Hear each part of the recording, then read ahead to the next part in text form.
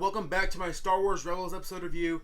My thoughts on the brand new episode of Star Wars Rebels titled Hera's Heroes, and I apologize for this video being a day late. Unfortunately, guys, life happens, so I was busy when the show aired yesterday, and I wasn't able to watch it until right now as I just got off work. So here are my thoughts on this brand new episode, and I gotta say, I think this is my favorite episode of the season.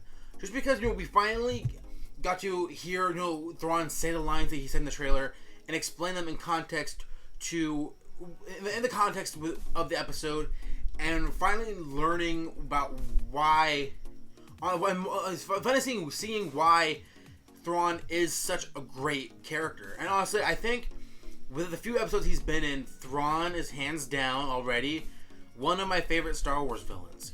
I think he's right below Darth Vader for me already, just because I feel like while the Emperor is menacing and he was pulling strings for in the events of the prequel trilogy, and obviously, and then him being Darth Vader's master, all that stuff's cool.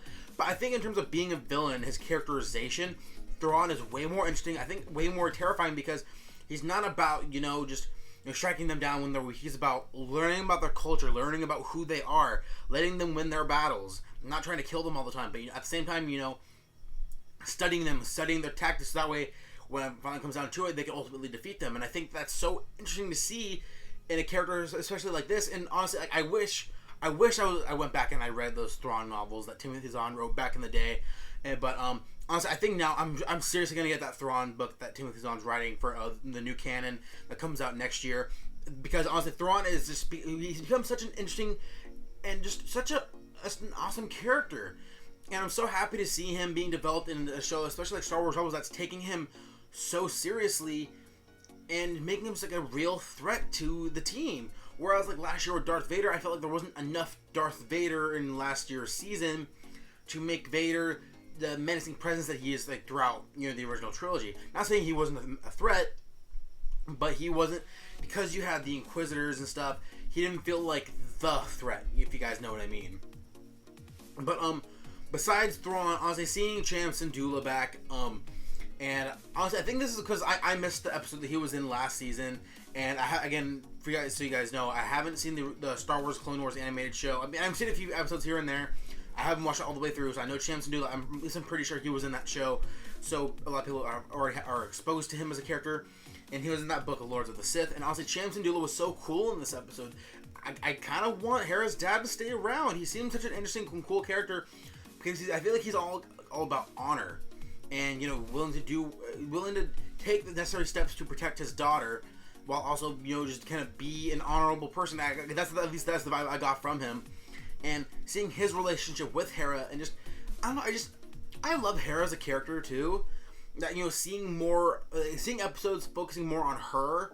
Like I always tend to like those episodes more than other episodes. like let's say like like the Chopper episode, or like Zeb's episode, or like certain episodes with Ezra, because I think Hera's an emotionally deeper character than some of the other people, some of the other members of the Ghost. If you guys know what I mean. But that's just me personally.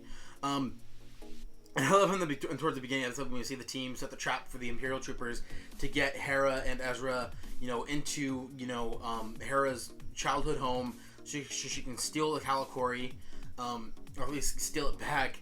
And then obviously that leads to them getting captured, and that great scene between Grand Admiral Thrawn, and Hera, where he already knew who she was by studying, by studying her cultures, their art and their history, and like kind of knowing who they are as people. And that ultimately led to him deducting who she was. And he talked to her like face to face, like on that real like menacing and threatening level that it's like episodes like this, I feel like, are what make Star Wars Rebels such a great show.